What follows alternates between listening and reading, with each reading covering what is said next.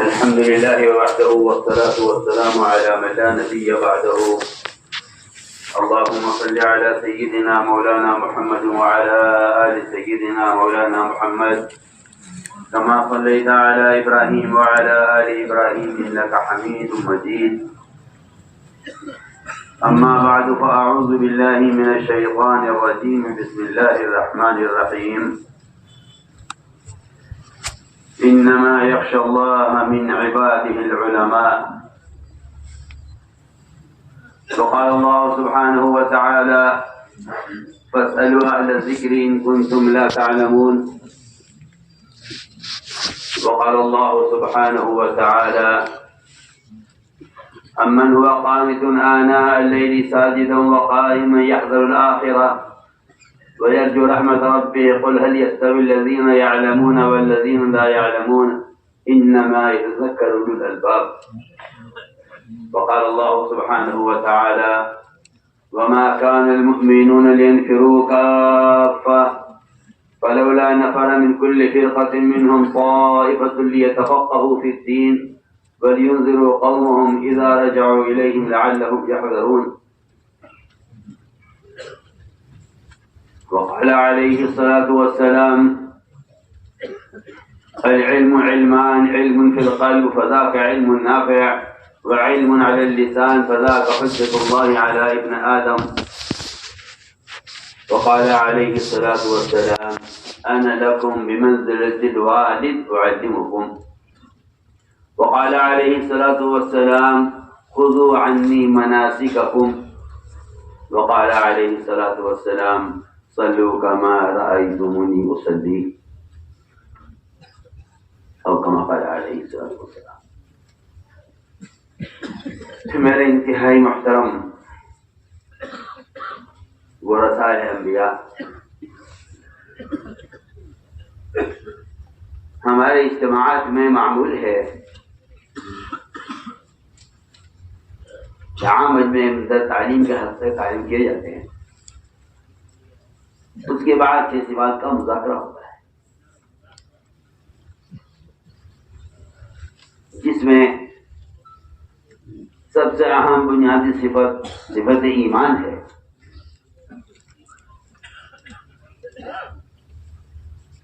مولانا حسن کا محفوظ ہے کہ اگر میں اس کام کا کوئی نام رکھتا تو اس کا نام تحریک ایمان رکھتا.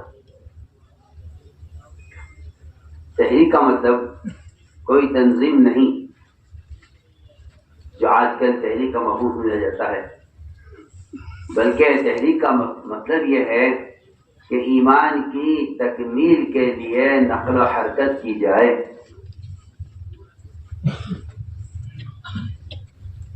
ایمان کی تکمیل کے لیے نقل و حرکت کی جائے. وجہ اس کی یہ ہے کہ جب تک تذکیر کے لیے تحریک نہ ہو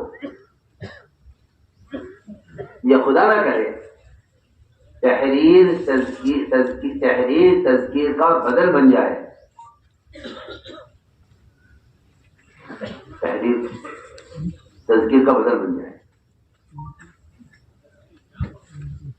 اور تحریر بھی تحریک کا بدل بن جائے کہ جب بات کے پہنچانے کی سہولت ہے تو اس کے لیے نقل و حرکت کی کیا ضرورت ہے.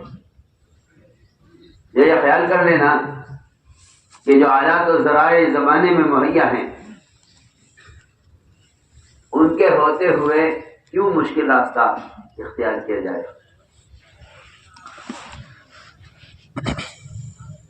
تو مجھے ایک بنیادی بات کرنی ہے کہ دعوت ایک ایسا فریضہ ہے، دعوت ایک ایسا فریضہ ہے جو بدن کے استعمال کیے بغیر ادا نہیں ہوگا.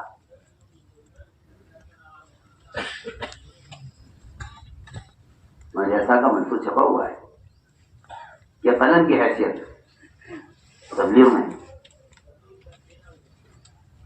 اس تیمم کی ہے جو پانی کے فقدان پر اختیار کیا ہے.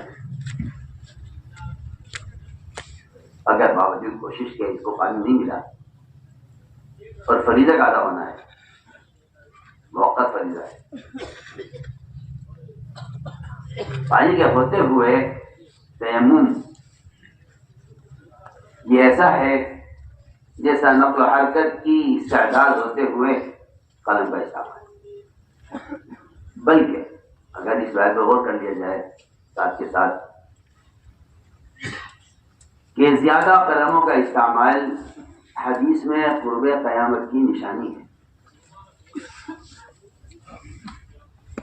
حالانکہ دو حدیثیں ہیں. ایک روایت میں ہے کہ علم اٹھا لیا جائے گا قیامت کے قریب. ایک روایت میں یہ بھی ہے کہ قیامت کا جو قرب آ جائے گا تو قلم زیادہ چلے گا.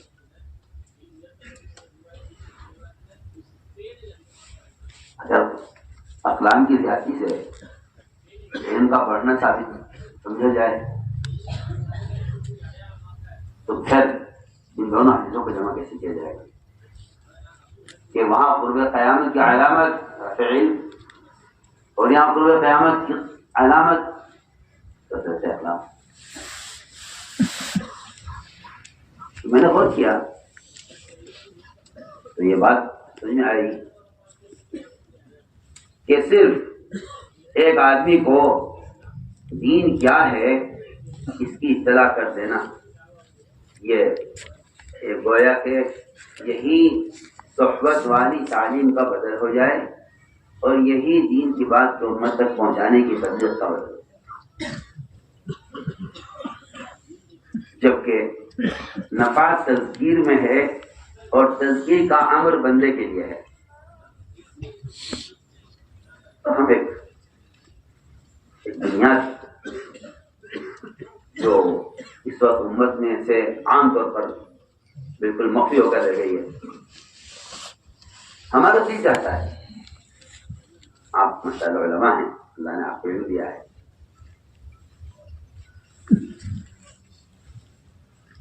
بجائے تقابل اور تردید کے رخ سے سوچنے کے تفاہم اور قرآن حدیث کے عمیق معنی کی طرف متوجہ ہوا جائے. اس بات کو سمجھنے کے لیے کہ آیا ایمان کی تکمیل کے لیے کیا نقل و حرکت اور ایمان کی تکمیل کے لیے کیا دعوت خود جا کر دینا یہ کوئی ضروری لازمی چیز ہے یا کسی ذریعے سے بھی یہ کام ہو سکتا ہے. اس طرف توجہ کی ضرورت ہے اور اس بات کو کھولا جائے, اس بات کو کھولا جائے ایمان کو کمال تک پہنچانے کا بنیادی ذریعہ کیا ہے. وہ امر معروف و نہی منکر کی وہ ایک عملی محنت ہے جبکہ میں آپ سے پورے جذب و یقین کے ساتھ کر دوں کہ امر معروف و نہی منکر کے لیے قلم کا استعمال وہ عوامی نواہی کے علم تک آپ کو پہنچا دے گا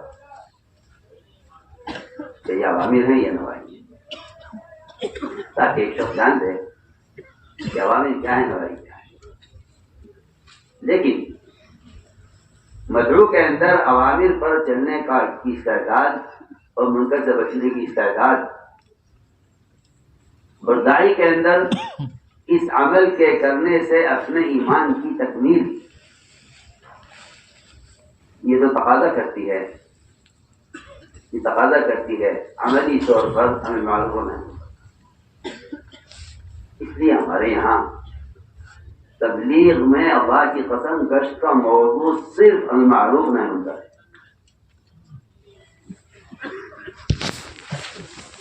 میں نے اپنی کوتا عقل اور نظر سے اخلاق کی طرف توجہ دی کہ ایسا تو نہیں ہے کہ رفتہ تبلیغ میں گشت ایک ملاقاتوں کا عنوان بن کر رہ جائے.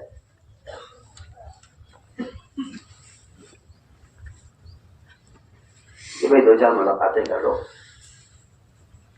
اور جو آدمی جس ماحول میں ہے اس ماحول کو اس کو دین کی بات پہنچا دی جائے. جبکہ عمل معروف و نہی منکر کی عملی محنت وہ تغیر کا تقاضا کرتی ہے. اس منکر کرنے والے کی جگہ کو تبدیل کیا جائے.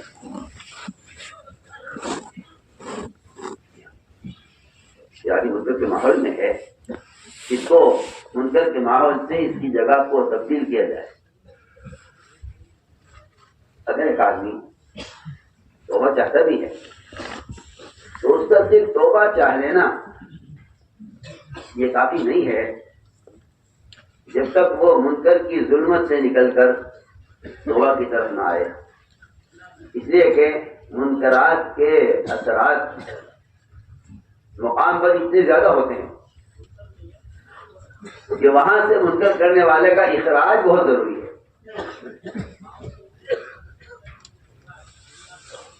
خلاف کافی نہیں. جس شخص نے 99 قتل کیے تھے اس نے سوال کیا تھا راہب سے عظیم توبتی. اس نے کہا تھا کہ تمہاری توبہ قبول نہیں ہوگی. اس قاتل نے اس راہب کو بھی قتل کر دیا تھا. لیکن جب عالم نے سوال کیا حلیم توبہ تو عالم نے کہا ہاں توبہ قبول ہو جائے گی, اپنی بستی چھوڑ کر نکل جاؤ.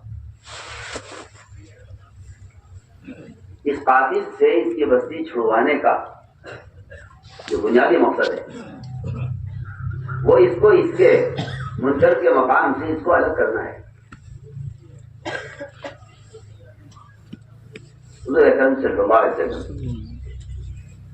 صحابہ کے ساتھ کے سفر میں آپ صلی اللہ علیہ وسلم کی فجر مع صحابہ قضا ہو گئی.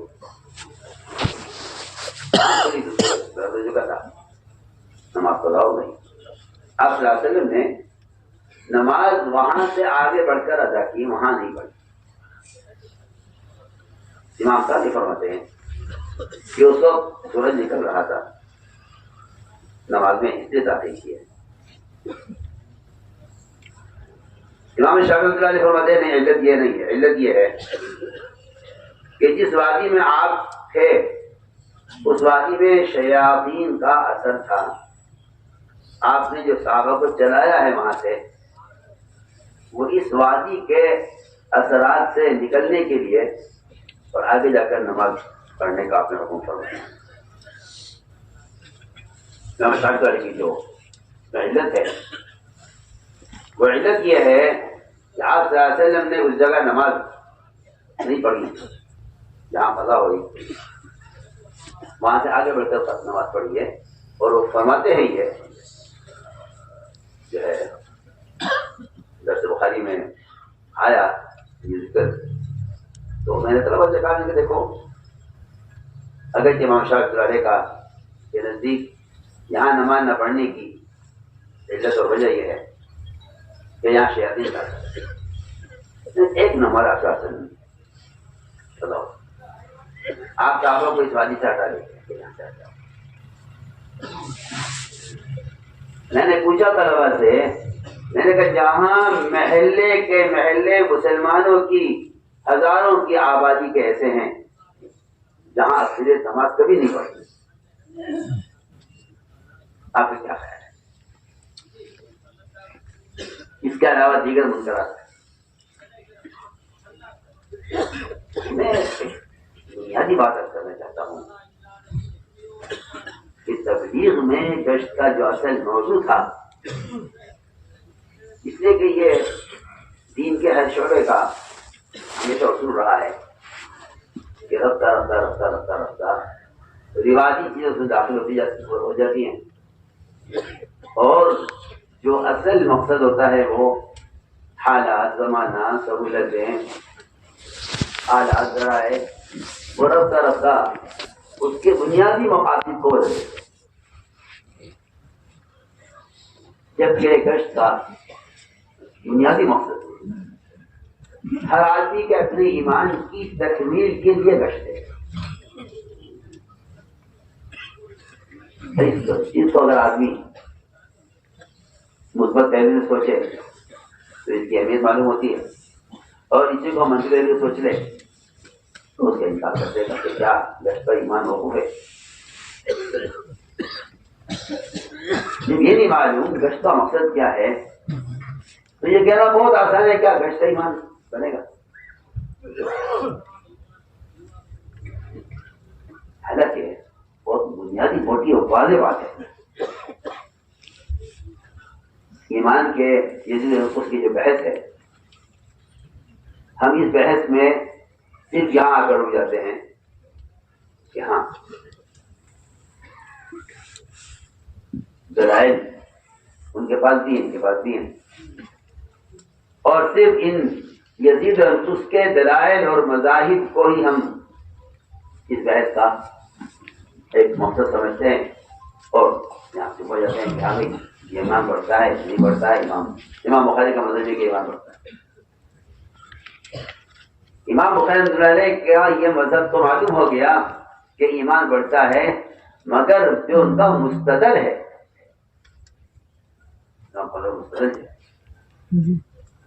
ان کا مستدل یہ ہے کہ معاذ بن جبل رضی اللہ تعالیٰ عنہ وہ لوگوں سے ملاقات کر کے کہتے تھے کہ اجلس بنا نؤمن ساعتا. یہ معاذ بن جبل کا عمل، یہ امام بخاری کا مستدل. میرے نالائق آدمی کے طرف سے جب یہ روایت آئی تو میں نے طلبہ سے کہا، میں نے کہا کہ بات یہاں ختم نہیں ہو جاتی کہ چلو امام صاحب کا مذہب یہ ہے، اس کا مطلب جو آگے چلو کیوں. آگے چلنے سے پہلے یہ سوچنا چاہیے کہ آیا تبلیغ میں جو گشت ہے، اس گشت کا کیا مقصد تھا کہ اس کے ذریعے میں اپنے ایمان میں کمال چاہتا ہوں کہ میں لوگوں کو معروفات پر آمدہ کر کے منکر کے ماحول سے نکالنا ہوں. بنا یہ ایسا جمع کا صیغہ ہے کہ آپ ہمارے ساتھ دیکھو. معلوم ہوتا ہے کہ کسی اجتماعی حلقے اور ایمان کے کسی اجتماعی ماحول کی طرف آمادہ کیا جا رہا ہے، اور یہ بالکل واضح بات ہے. عمر رضی اللہ تعالیٰ کے بارے میں آتا ہے کہ وہ راستے میں ایک سے دوسرے سے ملاقاتیں کرتے اور ان کے ہاتھ پکڑتے اور ان سے کہتے کہ تو ہمارے ساتھ آؤ، ہمارے ساتھ میرے پر ایمان لائیں گے. اور عمر رضی اللہ عنہ فرمایا کرتے تھے کہ یہ کام میں اس لیے کرتا ہوں تاکہ اس سے میرے ایمان میں زیادتی ہو.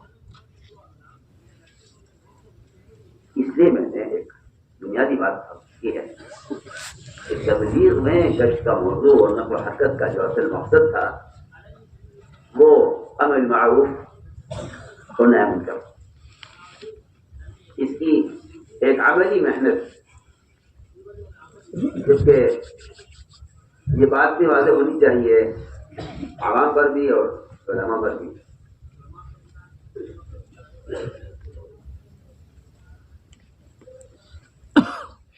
کہ محض اپنی ذات سے افراد عمل کر لینا، یہ تبلیغ میں لگ کر دین سے فارغ ہو جانا. اپنی ذات سے محض آدمی اپنی ذات سے عمل عبادت، عمل تلاوت، فرائض کی ادائیگی، نماز روزہ حج زکات اگر میں اپنی ذات سے ادا کر رہا ہوں تو یہ اس کے ایمان کی اتنا ایمان ہے جس سے اس کے فرائض ادا ہو رہے ہیں.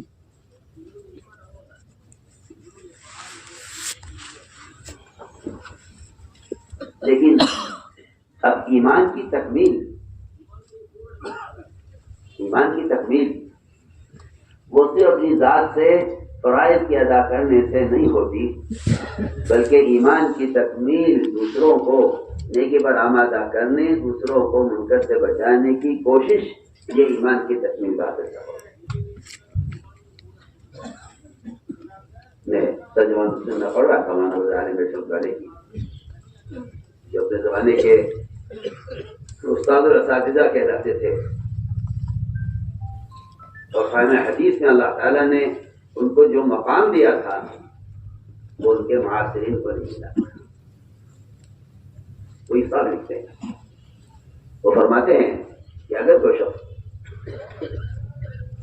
اتنی رکھنے پڑے کہ اس کی پیشانی سیاہ ہو جائے اور اتنے روزے رکھے کہ اس کو ہونے پر خشکی جم جائے اور زکوٰۃ وقت پر پوری ادا کرے، تو فرماتے ہیں کہ اسلام میں ایمان کا معیار، اسلام میں ایمان کی علامت صرف یہ نہیں ہے، بلکہ اسلام میں ایمان کا معیار اس کو قرار دیا گیا ہے کہ یہ شخص دوسروں کو نیکی پر آمادہ کرتا ہے یا نہیں، دوسروں کو منکر سے بچاتا ہے۔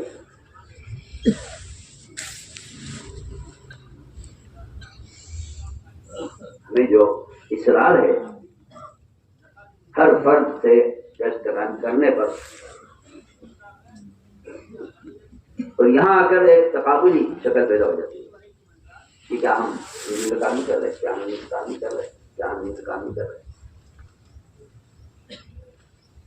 بجائے اس کو تقابلی شکل دینے کے اس کو اس سوچ کر کیا جائے کہ ان سارے خیری کاموں کے ساتھ ایک بنیادی ایسا کام چھوٹ رہا ہے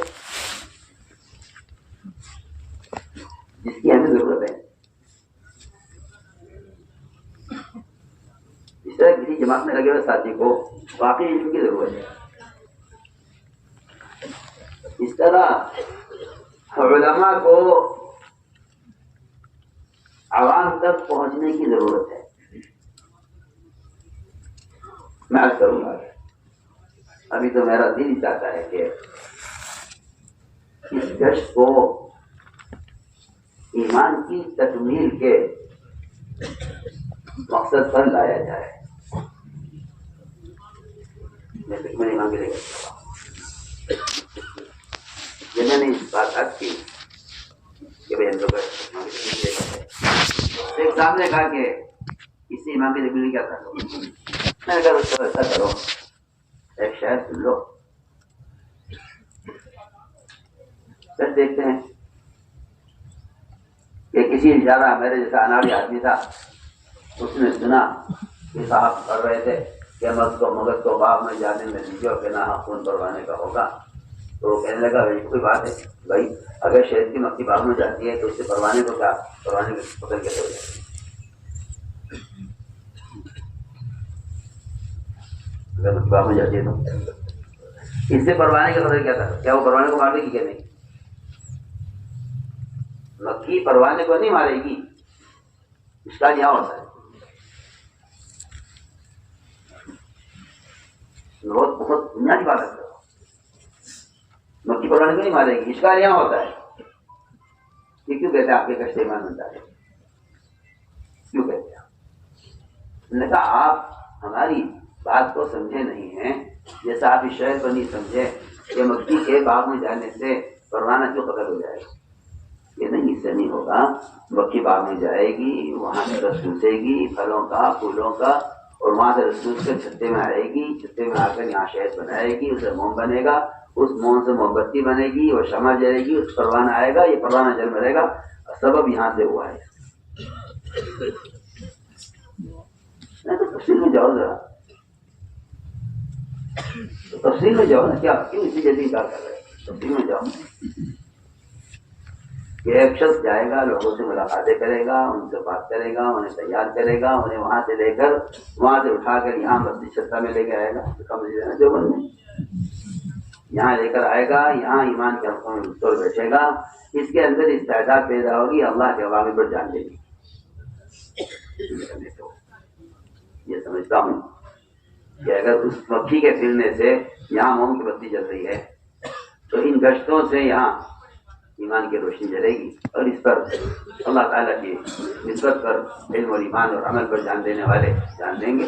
تو وہ صاحب کہنے لگے کہ جی میرا اشکال دور ہو گیا، میں سمجھ گیا ہوں کہ بات اس سے سی نہیں ہے کہ ان گشتوں سے ایمان بنتا ہے، بات یہ ہے کہ جب ان گشتوں میں صحابہ کی طرح حضرت رواحہ رضی اللہ عنہ نے جب کہا ایک سے چلو ایمان لائیں گے، سیدھی بات، چلو ایمان لائیں گے، جیسے کسی غیر مسلم سے کوئی یہ کہ آؤ ایمان لائیں گے، آگے مسلمان اس مخمسے میں ہے، ایمان والوں کی مانگی دعوت دیتے۔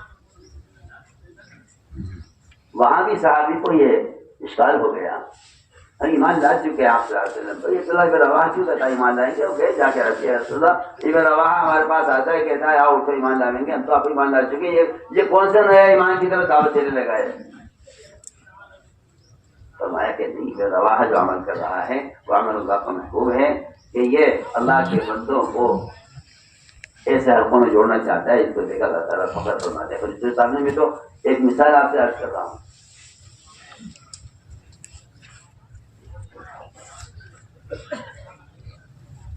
تو میں نے کیا کہ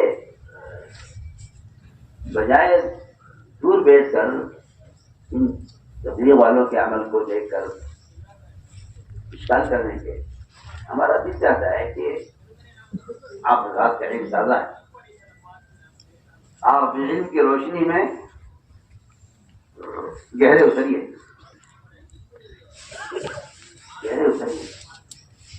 تو دیکھیے اتر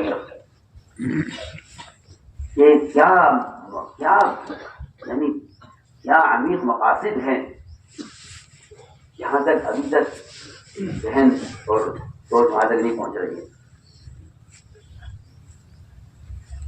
تو یہ بات حقیقت ہے کہ جس چیز کا یہ آدمی اس کی گہرائی تک اس کے مقاصد بنیادی مقاصد تک نہیں پہنچتا، اس کا استغفار پیدا ہونا ہی ہونا ہوتا ہے.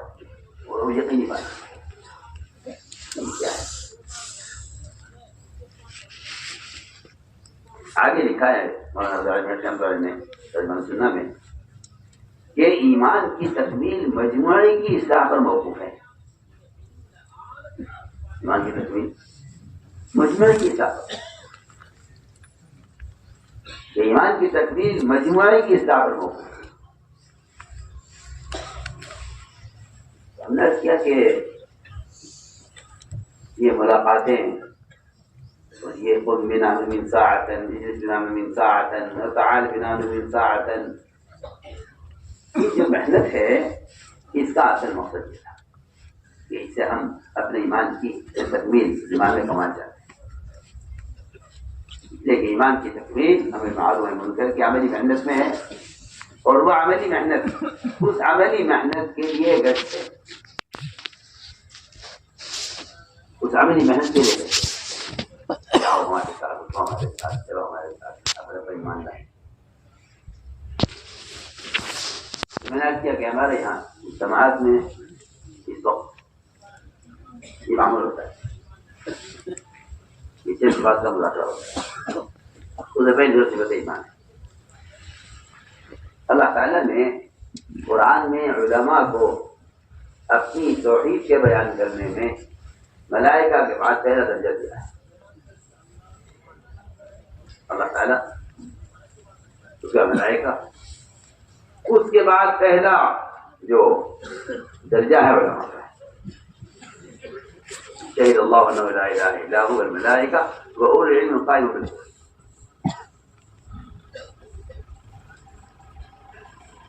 اور یہ بات اس وقت امت میں عام ہے کہ اللہ تعالیٰ کی توحید کا ایک تصور ہے ذہنوں میں، جس کو لوگ سمجھتے ہیں کہ یہ توحید ہے،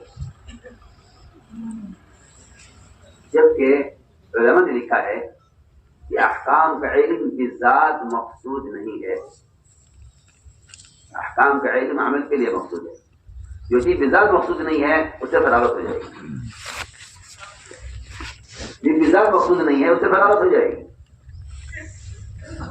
لیکن جو چیز بذات مقصود ہے اس سے فراغت نہیں ہوگی.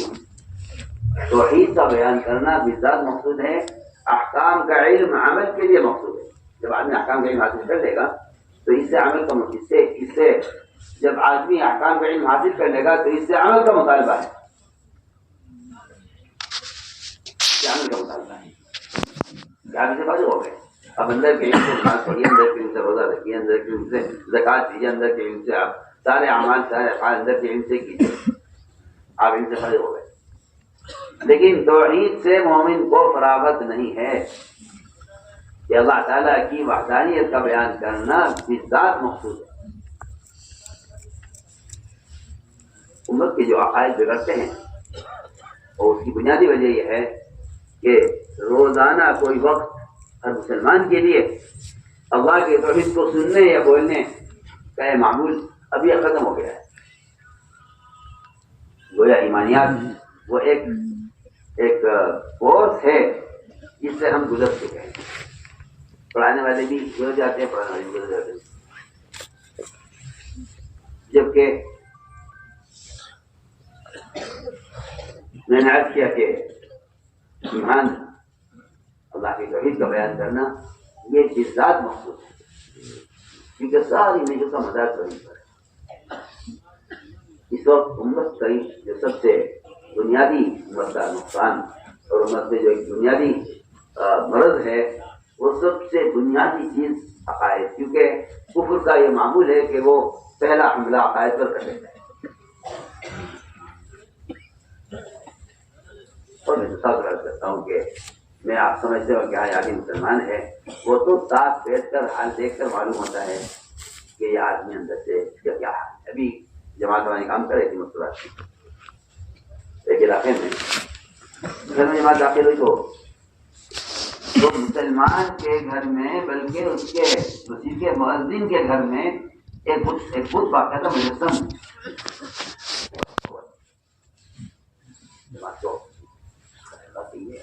مؤذن کا گھر ہے، مؤذن نے معیار چڑھایا ہے، مؤذن کے مکان میں ٹھہرے ہوئے ہیں، مؤذن کے گھر سے اس سے کیا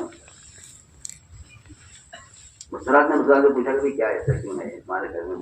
کہنے لگے وہ جو ہمارا ایک بیٹا ہے وہ اس کا عقیدہ اس کا یعنی رجحان کی طرف ہے، اس لیے اس نے اپنے گھر میں کیا ہوا ہے. ایک مؤذن مسلمان کے گھر میں اس کا سگا بھائی ایک مجسم بت کی پوجا کرتا ہے. آپ ذرا اندازہ کیجیے امت کہاں ہے. میں ابھی اسی دفعہ مسجد کے ملاقات میں سامنے والا میں تو اب تو ہمارے اس میدان دعوت کا تقاضا یہ ہے کہ ہر گھر میں عورتوں کی نماز داخل کیے بغیر یہ ابتدا ہونے والے ہیں.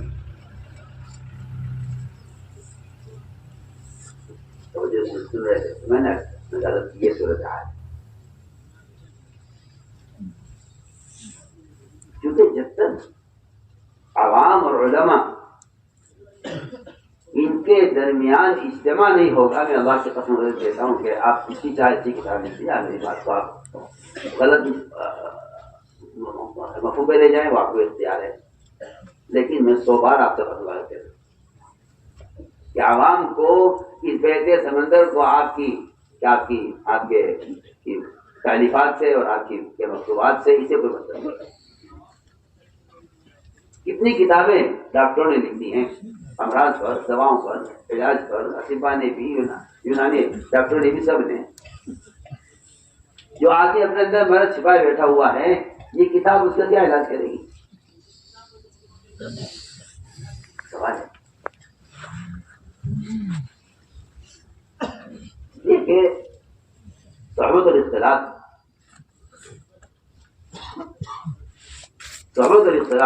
وہ ایک ایسا بنیادی چیز ہے وہ کہ اس کا کوئی بدل نہیں ہے، اس کا کوئی بدل نہیں. آپ جتنی چاہے آسان سے آسان کتاب ہے، بے شک جو آدمی عمل کا طالب ہے وہ اس سے استفادہ کر سکتا ہے، اس سے بھی اس کو طریقہ عمل معلوم ہوگا. استعداد عمل تو صحبت سے حاصل ہوگا، طریقہ عمل معلوم ہو سکتا ہے. بہت سے لوگ اس طریقہ جاننے ماننی پڑتے ہیں. تو ہم نے کیا کہ اس نقل و حرکت کا جو اصل مقصد تھا وہ تو امت کو ایمان اور صحیح عقیدے پر لانے اور اس عمل کے ماحول میں رکھ کر اس میں معروفات کی استعداد پیدا کرنا تھا. اصل یہ بتانا نہیں تھا کہ دین یہ ہے. میں نے جب غور کیا سیرت میں وہاں جو چیز ملتی ہے وہ عمل کرنے والوں کے ساتھ عوام کا رہنا. آپ نے اور اسے ثقیف کو مشین میں ٹھہرا کر اور اگر ان کسان کو مشین میں باندھ کر اور چور کو مشین میں رکھ کر اصل تعلیم اس بات کی تھی کہ یہ اس کے اندر عمل کی استعداد پیدا کرنی ہے اور اس کے اندر سے اس گناہ کا تقاضا ختم کرنا ہے. اس نے آپ سے آ کر سوال کیا، کہتا مجھے زنا کی اجازت دیجیے. آپ نے اس کو مسجد بٹھا کر سمجھایا. وہ کہتا ہے کہ میرے دل میں زنا کی نفرت پیدا ہو. صرف بتا دینا کہ حلال حرام کیا ہے. اگر یہ بتلا دینا صحبت کے بغیر نہیں ہے اور ماحول کے بغیر نہیں ہے. اس لیے میں تو ساتھ بات کرتا ہوں کہ مدارس کا قیام وہ ایک ایسا بنیادی فریضہ ہے کہ جس کے بغیر وہ رجال تیار خدا کی قسم نہیں ہو سکتے جو باہر جا کر اس عوام کے ارتداد کے بہتے سمندر کو روک سکیں. یہ مسئلہ نہیں ہو سکتا. جو رجال تیار کیے جاتے ہیں اگر وہ ان اسلام کے قلعوں سے تیار نہیں ہو رہے ہیں. میں نے پڑھ لیا، اس نے کتاب کیسے پڑھ لیا، اس نے پڑھا دیا، اس نے کتاب دیکھ لی، اس نے آگے بڑھا دیا. اس کے پاس کوئی میسج آ گیا، اس نے حسین کو آگے بڑھا دیا. تو حیران ہوں کہ ان آلات نے تعلیم کے کی بنیاد اکھاڑ کے پھینک دی ہے. آپ پتہ نہیں کس خیال میں ہیں اور آپ کی ذہن میں ہیں، اور آپ کو جواز کی ایسی پٹی بندی ہے آنکھوں پر آپ کے کہ آپ اس بات کو ماننے کو تیار نہیں ہیں. جو بنیاد کی صحبت اس کو ان آلات نے اکھاڑ پھینکا ہے بالکل. جس کو آپ سمجھتے ہیں کہ یہ زمانے کی ضرورت ہے اور یہ بنیادی زمانے کا تقاضا ہے. اور یہ ولا تعسرہ میں تو حیران ہوں کہ رواج کو رائج کرنے کے لیے حدیث کا استعمال یہ اتنی بڑی جرأت اور اتنا بڑا گناہ ہے. اس کی طرف بالکل طبیعتیں ملتوت نہیں ہیں. میں حیران کہ جس مزاج نے تربیت کی بنیاد اکھاڑ پھینکی ہے،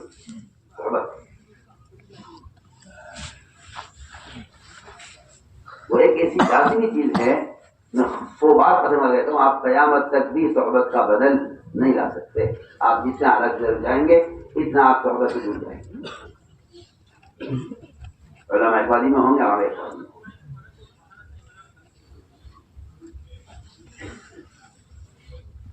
ہمارا جو اصل مقصد تھا وہ کہ علماء عوام کے جہل کا خود مشاہدہ کریں. ڈاکٹر مریض کے مرض کا خود معائنہ کرا. آپ صلی اللہ علیہ وسلم نے جو حدیث بیان فرمائی ہے شاشر کی روایت ہے، جیسے خبر پر معائنہ.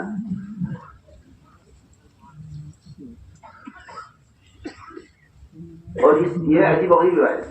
اور اس میں آپ صلی اللہ علیہ وسلم نے صاف فرما دیا کہ اللہ تعالیٰ نے موسیٰ علیہ السلام کو یہ خبر دے دی تھی کہ تمہاری قوم بشری کی وجہ پر جمع ہو گئی. یہ خبر مل گئی تھی. لیکن آپ فرما رہے ہیں حدیث میں کہ جو غصہ اور غم پیدا ہوا ہے موسیٰ علیہ السلام کے اندر وہ قوم کے اطلاعات کا معائنہ سے، قوم کے اطلاعات کے معائنے سے پیدا ہوا ہے. یہ خبر سے نہیں ہے، خبر یقینی ہے. خبر یقینی ہے، اللہ تعالیٰ کو خبر دے گا.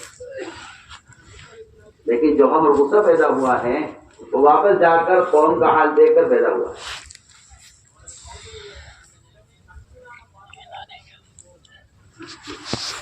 یہ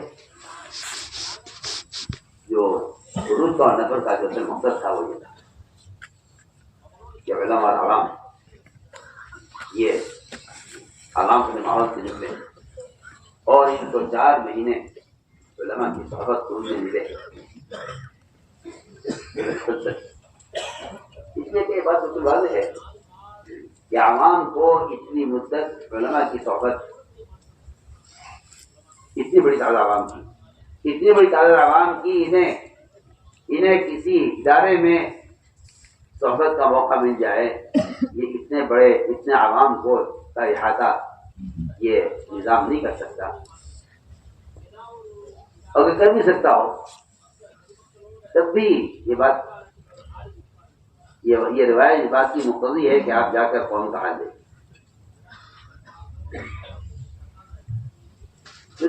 والی روایت ہے کیا موسیٰ علیہ السلام نے قوم کا حال دیکھا اور حال دیکھ کر موسیٰ علیہ السلام نے ادھر تختیاں جو پھینکی، اور غصہ اور غم، غصہ اور غم، اپنی محنت کی ضائع ہونے کا غم اور قوم کی حرکت پر غصہ، یہ دو چیزیں جمع ہوئی تو اس نے قوم کو واپس لوٹا دیا اس ذات سے ہدایت کی۔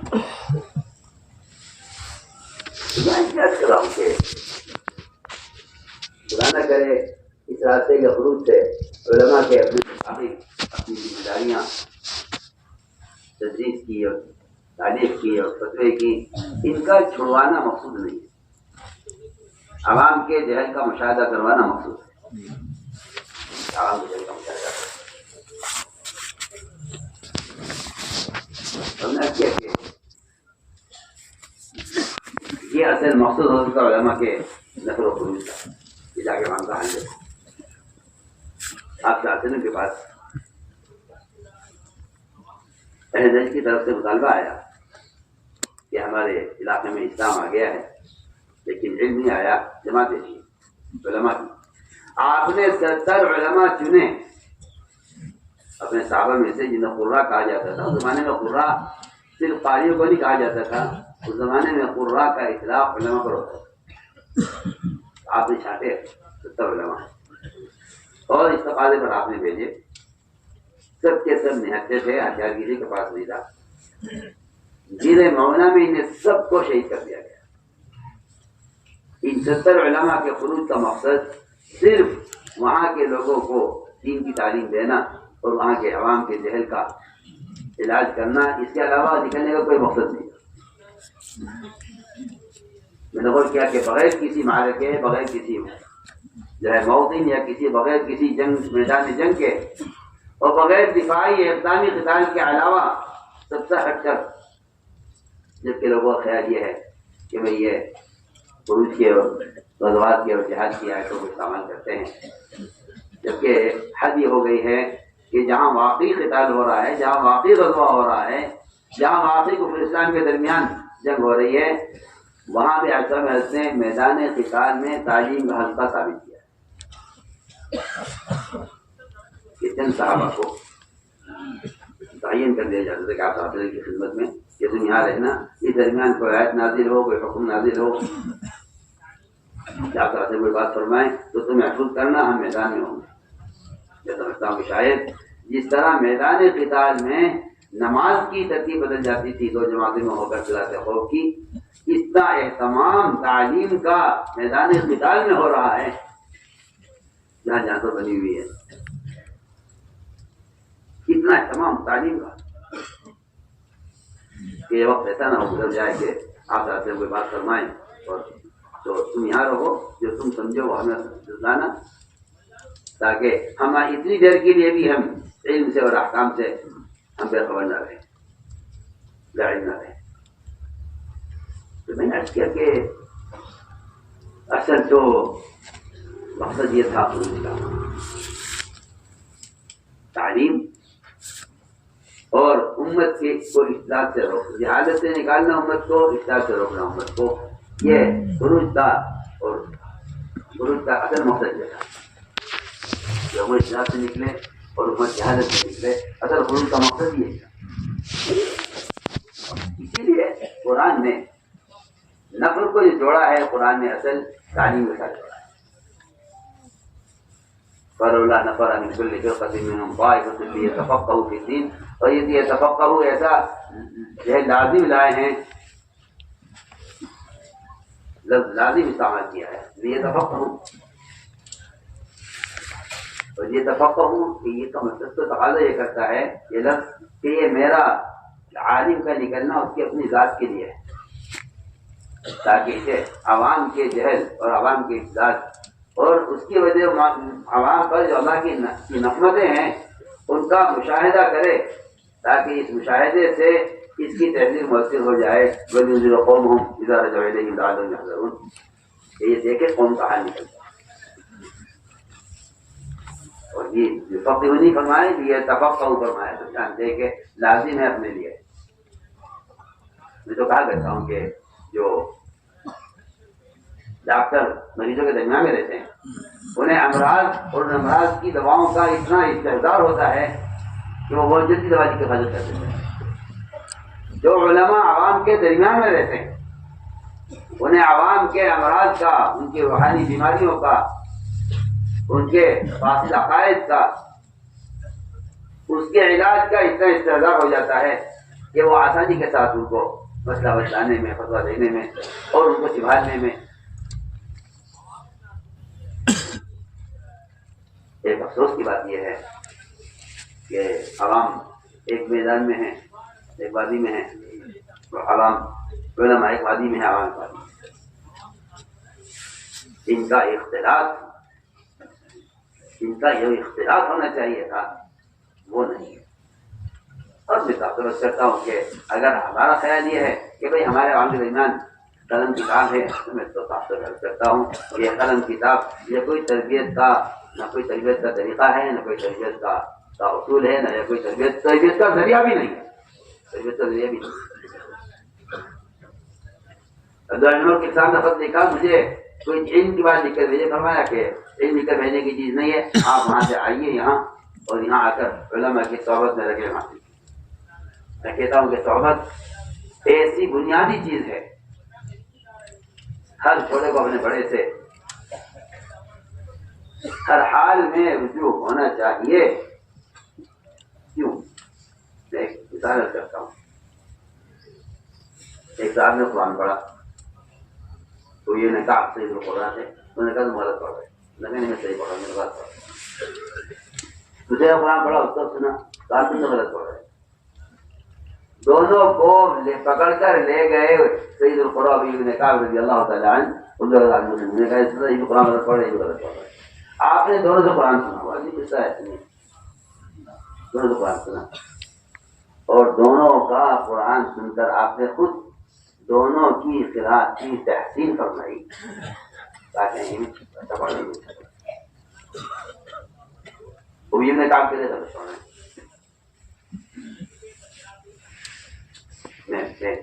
صحبت اور ہر کام میں چھوٹوں کا بڑوں سے ربط رہنا، میں اس کی اہمیت رکھ کر رہا ہوں۔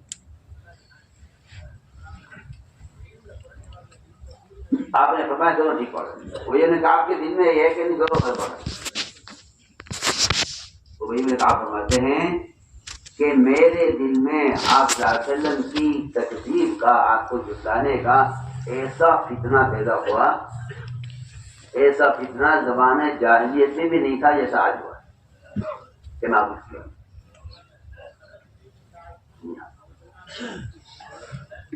یہ بہت نازک قصہ ہے، اور یہ بہت عبرت کا اور بہت توجہ دینے کی بات ہے۔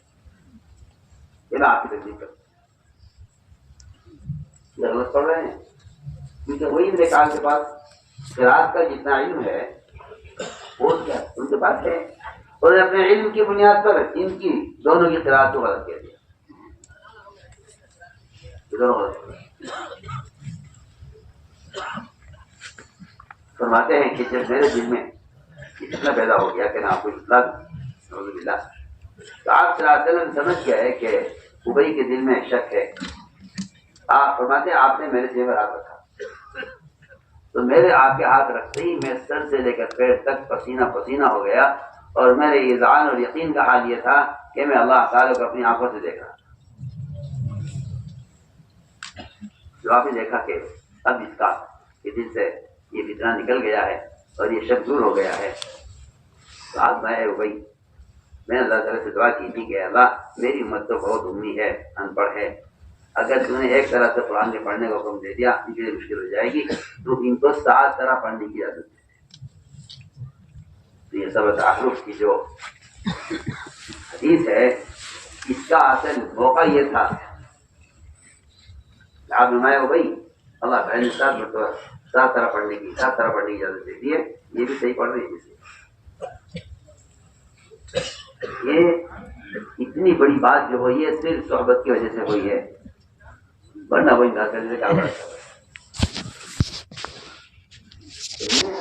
کہ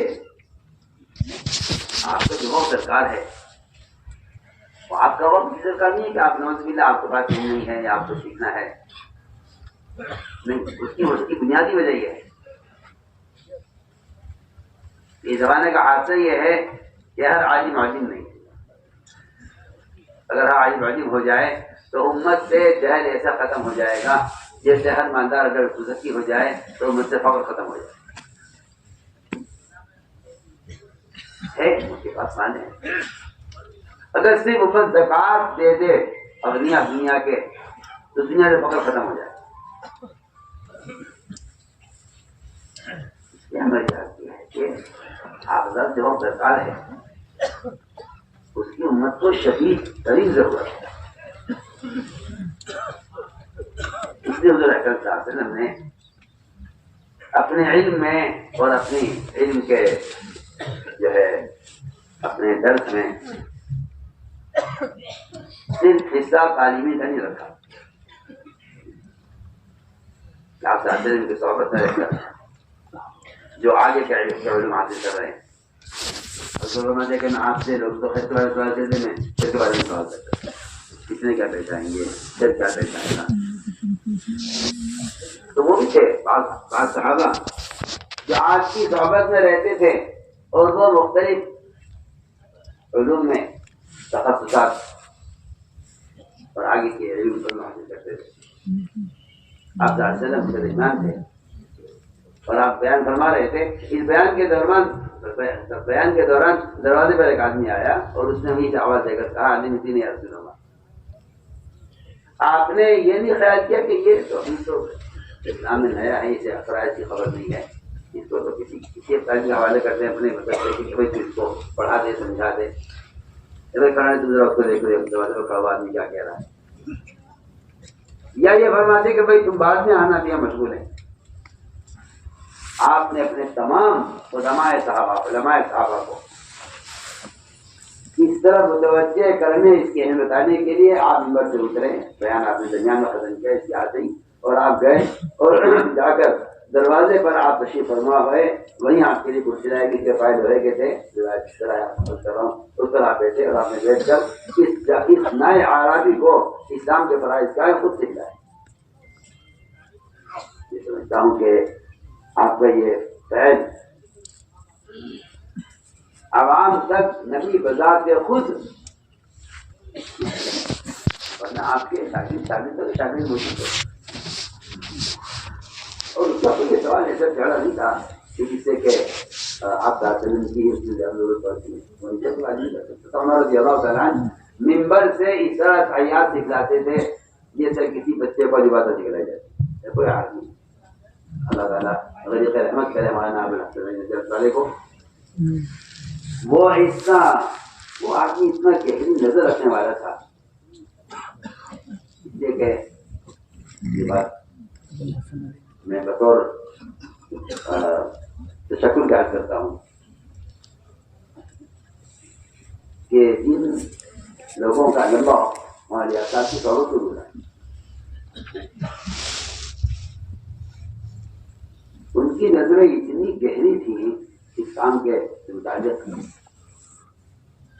یہ فضل اللہ نے ان سے بڑے بڑے کام بھی لیے ہیں، حالانکہ ان کے معاصرین نے بھی بعد میں ان کی بات سے اتفاق نہیں کیا، لیکن ان کی نظریں بہت دور رس اور بہت گہری تھی۔ وہ یہ فرما گئے کہ اگر مکاتب کا جال نہ بچھایا گیا اور علماء نے مکاتب کو نہ قائم کیا تو انقلاب ہر جگہ داخل ہو جائے گا سوائے مساجد کے، کہاں داخل ہوتے ہوتے قیامت ہو جائے گی۔ یہ اس طرح اشارہ ہے کہ جن عوام کے راستے سے انقلاب باطل کا آئے گا اگر ان کا تعلق مساجد سے ہے۔ اسی لیے امام المحدثین ابو ہریرہ رضی اللہ تعالیٰ عنہ کا، اور میں کر چکا ہوں امام الاختیار جبل کا، ان کا جو گشت ہے بازار میں عام لوگوں کے لیے کہ آؤ ہمارے ساتھ، چلو ہمارے ساتھ، بلکہ کھلے بازار سے تعلیمی گشت کر کے لوگوں کو مسجد میں تعلیم کے لیے بھیجا، کہ تم اتنا عاجز کر دیا کہ مسجد میں تعلیم کا الخور ہے، تم بازار میں ہو۔ جو لوگ جھانک کر واپس چلے گئے، یہاں کوئی میراث تقسیم نہیں، ان کو دوبارہ بھیجا یہ ان کے سارے اعمال ہمارے لیے طریقہ کار ہے.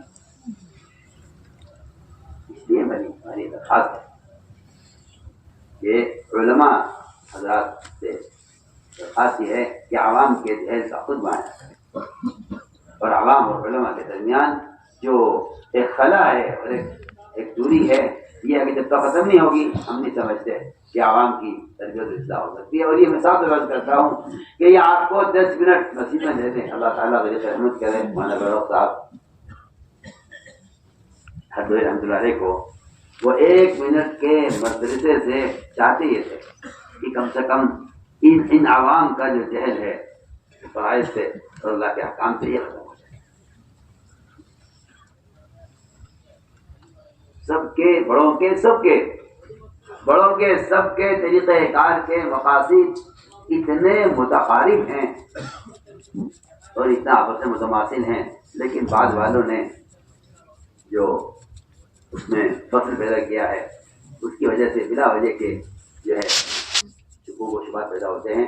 ورنہ آپ جناب پیچھے جائیں گے آپ دیکھیں گے کے بعد مجھے سوال ہے کہ طریقہ جو ہے علم تو ثانوی کا اور طریقہ کار میں تعلیم ثانوی کی طریقہ کار میں کیا اس سے کیا مطلب ہے طریقہ کار میں یہ وہ طریقہ کار اختیار کرو جس سے علم امت کے عموم میں آئے. میں کہتا ہوں بظاہر طرح کو یہ اسلام کے قلعے ہیں، یہ اسلام کے قلعے ہیں اور یہ دین کے وہ تنے ہیں جن کی جڑیں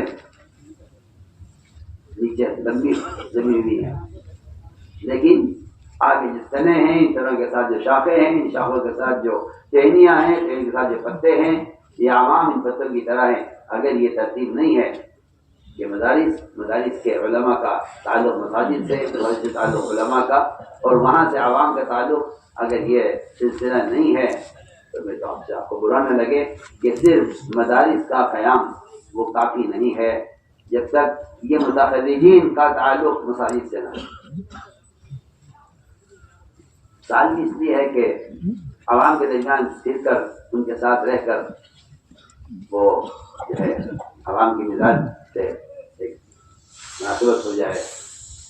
اور بلکہ میں تو سمجھتا ہوں کہ اس خروج کے خاص مقصد یہ تھا کہ عوام کو اس طرح سکھانے کی مشغول ہو جائے، عوام سکھانے کی مشغول ہو جائے. اس لیے ہماری ساری بات کا خلاصہ یہ ہے کہ عوام کے ذہن کا علماء سے مشاہدہ بھی کروانا ہے. اور دوسری اگلی بات یہ بھی ہے کہ جب عوام کے ذہن کا حال دیکھتے ہیں تو اس سے بھی دلوں کے اندر فکر اور غم اور میں تو عرض کرتا ہوں کہ خشیہ بھی جسے پیدا ہوتا ہے. لیکن کیا کیا ایسی چیزیں ہیں کہ جس سے جو چیز عوام کی گمراہی کا اور عوام کی بے دینی کا سبب بن رہی ہے اس کا بھی مشاہدہ علماء کو کرنا چاہیے. متعارف تو اسے کہتے ہیں جس کے دل میں واقعی اللہ تعالیٰ کا خوف ہوتا ہے. یہ تو قرآن نے صاف کر دیا کہ اللہ سے ڈرنے والے ہی علماء ہوتے ہیں. میں بلکہ عرض کر رہا تھا کہ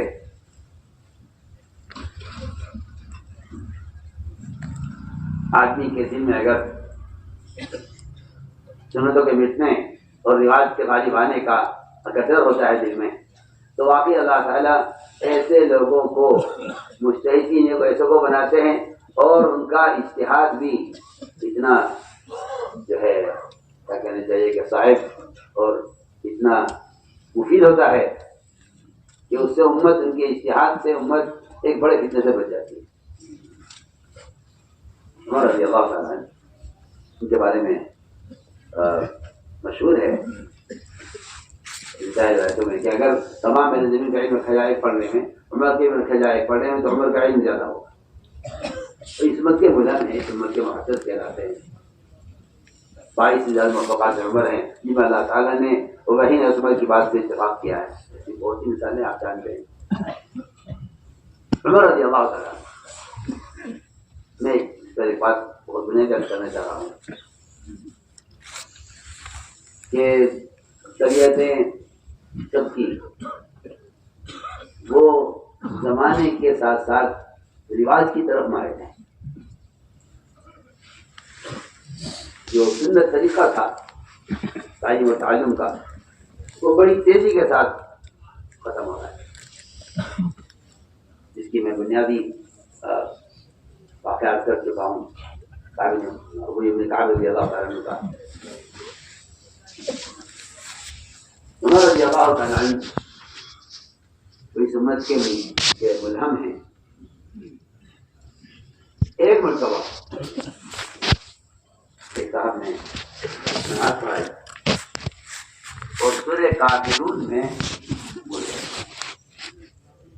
صحیح بات ہے، اگر خالی بھول جائے تو کوئی اس کو رکما دے دے، فرض ہو سنت ہو خرابی ہو جائے ہو کر وہ آتا کیا ہے تو اس کو رکما دے دے چلے گا.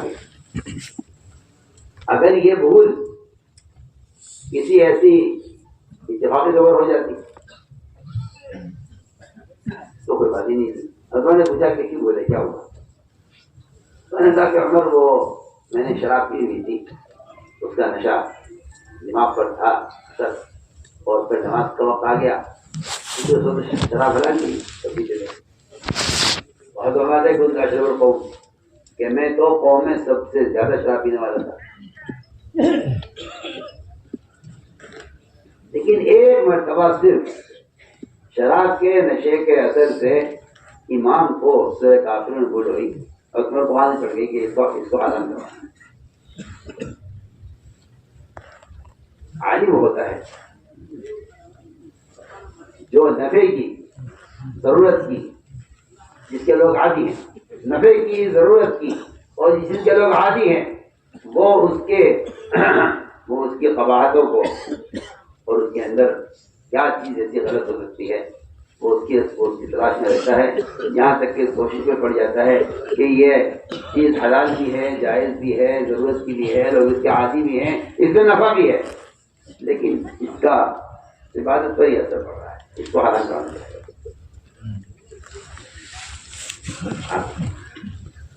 وہی موجود ہے، وہی کا سلسلہ جاری ہے. لیکن ایک وقت ایسا آیا کہ نماز امام نے نماز بھول کی ہے شراب کے نشے کے اثر سے. آئندہ بہت سے اس کے جوابات تھے کہ بھئی ایسا وقت پڑھا تو یہ شراب کا اثر نہ ہو، وہ پڑھا تو اس پہ شراب کا اثر نہ ہو. لیکن شراب کی ضرورت ہے، اس کا نفع ہے، اس کو ہم کیسے ختم کرتے ہیں؟ اگرچہ ایک مرتبہ ایسا ہو گیا ہے کہ نماز میں خلل ہوا ہے شراب کی وجہ سے، ہم لوگ کہتے نہیں یہ حرام ہونی چاہیے. عمر رضی اللہ تعالیٰ عنہ آپ کا کیا کہا تھا، شراب حرام کرائیے لوگوں کی نماز خراب ہو گئی. کیا ہوا کہ یہ سورہ کافرون پڑھ رہے تھے، نماز میں بھول گئے ہیں، شراب حرام ہو گئی. اس زمانے میں سارے معاشرے کو برباد کرنے والے حالات جس کا اللہ تعالیٰ ہدایت فرمائے. ہمارے علماء بعض زیادہ کہیے کہ یہ موبائل نہیں ہے، میزائل ہے. جو تباہی ایک میزائل آ سکتا ہے وہ زیادہ تباہی کا حال ہے آپ کے ہاتھ میں. اور کیونکہ حیا ختم ہو گئی ہے، اس لیے علم اور علم دونوں آگے بڑھ چل رہے ہیں اور لوگ سمجھتے ہیں کہ وقت کی ضرورت ہے. میں کروں کہ واقعی مستحیل تو وہی ہو سکتا ہے جس میں خشیہ ہو. جس دن میں خشیہ نہ ہو، میری آپ بات یاد رکھیے گا، وہ ایسا عالم مجتہد نہیں ہوتا، اپنے اجتہاد میں خطا کرے گا. اگر خشیہ نہیں ہے اور متبع سنت نہیں ہے اور سلف کے طریقوں سے ہٹ کر ایک بار برابر چلنا نہیں چاہتا، اللہ تعالیٰ ایسے لوگوں سے کوئی شانی کام لے سکتے ہیں اور ایسے لوگوں سے دین کی بات کر سکتے ہیں. لیکن خدا نہ کرے اگر دل میں خشیہ نہیں ہے تو میں آپ کا فرض کرتا ہوں کہ اگر خشیہ نہ ہو تو آدمی اپنے معلومات اور اپنے دلائل سے گمراہ ہو بھی سکتا ہے، گمراہ کر بھی سکتا ہے.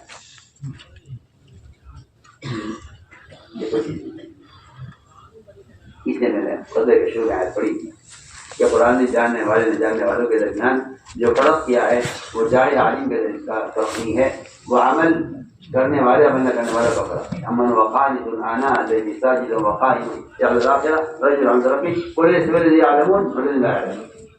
میں کہا کرتا ہوں، میں نے کہا جاننا علم نہیں ہے صرف، بلکہ علم کی حقیقت یہ ہے کہ یہ حرام سے نظر پکڑ لے اس کو عالم کہا جائے۔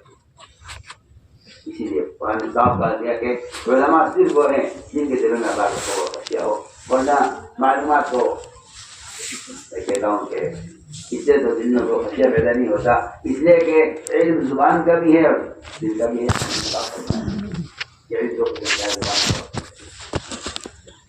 اس لیے ہماری آپ سے درخواست ہے کہ اصل جگہ پر حرکت کا کیا میری بات آپ کو بری نہ لگے، میں کہتا ہوں عوام سے زیادہ علماء کا خروج عام ہے، کیونکہ مستقبل پیدا کرنا نہیں ہے، نبی خود سوال کر رہے ہیں، ان سے پوچھتے کہ میں درس کی تحریک نہیں لا رہا ہوں۔ انہوں نے آپ وسلم کے طریقہ تعلیم کو ایسا پکڑا کہ صحابی نے بار بار سے حدیث نہیں نقل کی ہے، بلکہ ذہنی ہلائی آپ وسلم کی طرح، اور کام مجھ سے پوچھتے تھے میں نہیں کر رہا ہوں، اس پورے عمل کو کیا۔ رضی اللہ تعالیٰ نے یہ بتانے کے لیے کہ آپ سراسی نے مجھ سے حدیث کا بیان کیا تھا، تو آپ نے بھی دس پیچھے کو ایسے ہلایا تھا جیسے میں ہلا رہا ہوں، اور آپ نے مجھ سے فرمایا کہ پوچھتے کیوں نہیں، میں نے آپ سے پوچھا تھا، میں تم سے پوچھتا ہوں۔ دیکھیے نبی کی بات کو نقل کرنے کے لیے ان سارے افعال کو کیا ہے انہوں نے صحابی نے، جب آپ تاکہ تعلیم کا جو نظام ہے وہ رواج کی طرف نہ جائے بلکہ سنت کی طرف آئے۔ اس سے سب کرتے ہیں کہ علماء کا خروج عوام سے زیادہ اہم اور ضروری ہے، تاکہ یہ نکل کر عوام کے جہل کا مشاہدہ۔ اس لیے حضور اکرم صلی اللہ علیہ وسلم نے تین مرتبہ دہرایا اپنے جملے کو، یہ تو علماء جاہلوں کو دین سکھلائیں ورنہ علماء کو دنیا میں سزا دوں گا۔ تعجیل عقوبت کی دھمکی علماء کے لیے، اس آیت سے صرف علماء مراد ہے۔ اگر عوام ہوتے اس آیت کا اگر کہنا چاہیے کہ شاہ نزول یا اس سے مراد عوام ہوتے تو پھر اس کی کوئی ضرورت ہی نہیں تھی کہ ایک بار ہی نہ نکلے۔ ماں کان المؤمنون یذکروا کافہ کہ ایمان والے سے ایک بار ہی نہ نکلے، اس کی ضرورت ہی نہیں تھی، اس لیے کہ عوام پر دین کے شعبوں کی کوئی ذمہ داری نہیں ہے، دین کی ذمہ داری علماء پر ہے۔ اس لیے قرآن نے یہ کہا ہے کہ تو علماء پر دین اور ذمہ داریاں بھی ہیں، اس لیے قرآن نے کہا ہے کہ علماء نکلے سب، لیکن ایک بار ہی نہ نکلے، باری باری نہیں، اس سے علماء مراد ہے۔ علماء کو چاہیے کہ وہ نکلے لیکن باری باری نکلے، اس لیے کہ تجدید کا کام، فتوے کا کام، تحریف کا کام، خطابت، امامت، بڑی بڑی ذمہ داری آپ کی اس میں ہے۔ یہ کہنا تو میں کہتا ہوں اس سے حماقت سے بڑی جہالت کوئی نہیں ہے، یہ کوئی ہے کہ یہ کام افضل ہے، یہ کام افضل ہے، اس سے بڑا جائز کوئی نہیں۔ سوال افضل افضل کا ہے ہی نہیں، میرے نزدیک یہ بحث ہی غلط ہے، یہ جھگڑا ہی دنیا کی غلط ہے، یہ کون سا کام افضل ہے؟ کیا کر سکتا ہوں؟ اللہ اکبر۔ دین کا کوئی کام دوسرے دین کے کام کے مقابلے میں افضل مفضول کبھی نہیں ہوتا۔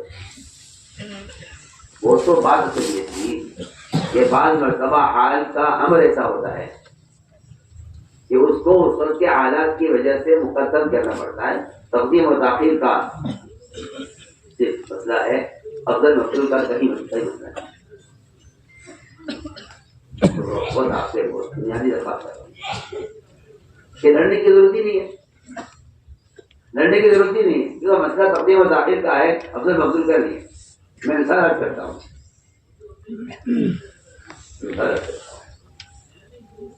کہ ایک شخص نے ڈاکٹر سے وقت لیا اسپتال میں، ہو گیا، اپنا حال بتا ہی رہا تھا کہ اچانک خبر آئی کہ وہ ایکسیڈنٹ ہو گیا ہے کوئی، اور مریض کی حالت نازک ہے اور فوراً ایمرجنسی میں آپ کو جانا ہے۔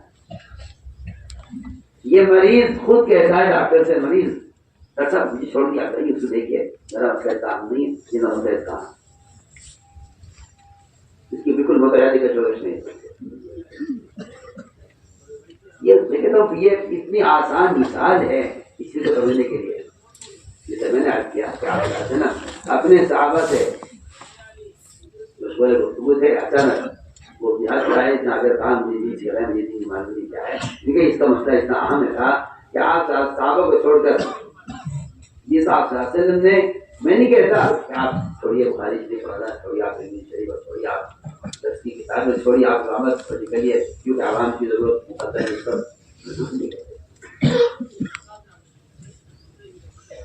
میں عرض کرتا ہوں کہ آپ متبادل کا انتظام کریں،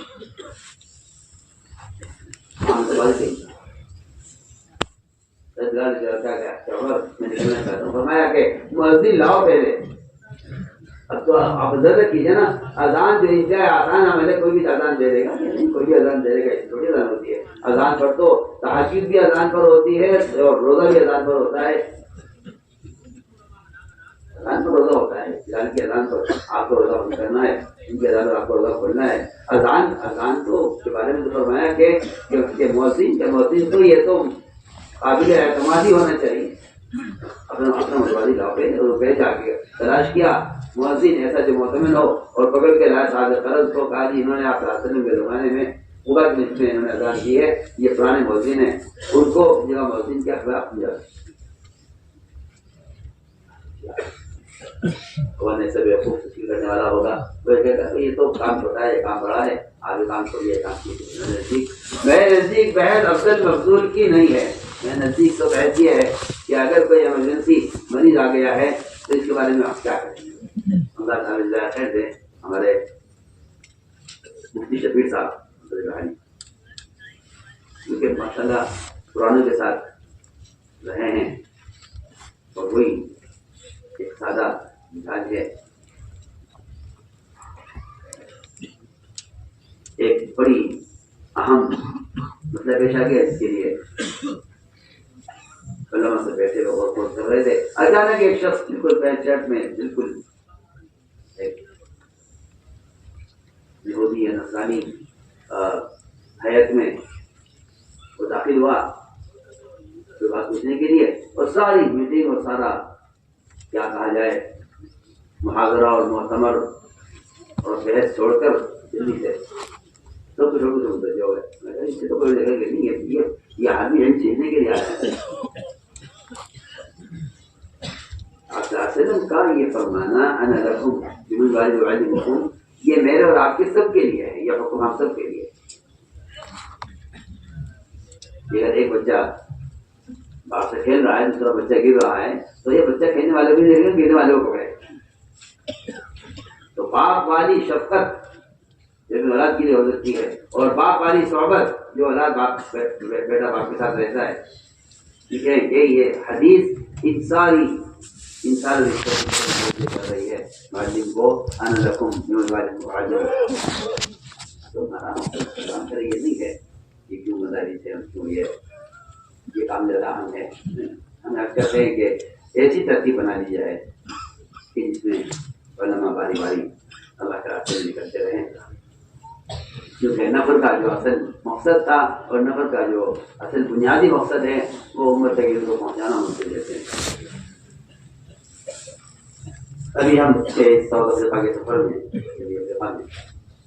تو میں نے تو کہا تمہیں اللہ تعالیٰ نے تمہارے بڑوں کو سے جو ہجرت کروائی ہے ہندوستان جیسے ملک میں، وہ کروائی اس لیے تاکہ یہاں مدارس پائیں، اور یہ ایسی ہجرت ہے جس کا دروازہ قیامت تک کھلا ہوا ہے، چاہے ساری دنیا دارالاسلام بن جائے، لیکن تعلیم اور تعلم کے لیے جو ہجرت ہے، یہ اس ہجرت کا یہ ہجرت قیامت تک کے لیے قائم ہے۔